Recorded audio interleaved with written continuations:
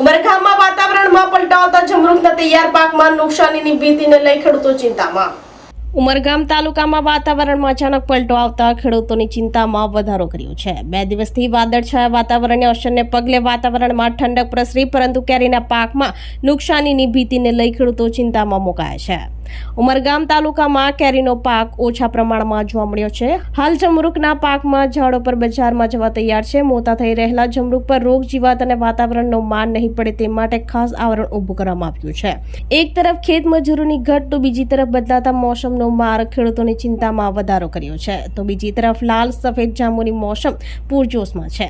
ત્યારે દર વર્ષે વાતાવરણમાં આવતો પલટો હવે શાકભાજી પાકો અને ફળ પાકોના અસ્તિત્વ માટે જોખમી બન્યું હોવાનું ખેડૂતો જણાવ્યું હતું। નામ હર્ષલ ગાલા છે। અમારી વાડી ઉમરગામ તાલુકાના દહેરી ગામમાં આવેલી છે। અહીંયા અમે અલગ અલગ ફળપાક અને શાકભાજીઓ લઈએ છીએ। ફળપાકમાં પેરું, જાંબુ, આંબા ચીલ છે।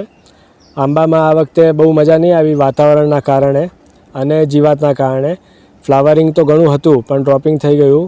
પણ હમણાં જે 2-3 દિવસથી વાદળિયું વાતાવરણ છે, આશા રાખીએ કે લાંબુ ના ટકે। અત્યારે અમારા પેરું ચાલુ છે। પેરુના માલ અમારી જે વેરાયટી છે લગભગ 300 થી 500 ગ્રામના સરસ ફળ થતા હોય છે।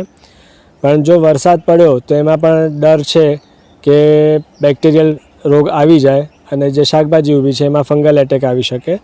એટલે જે બદલતું વાતાવરણ છે થોડું ચિંતાનો વિષય થયો છે અત્યારે।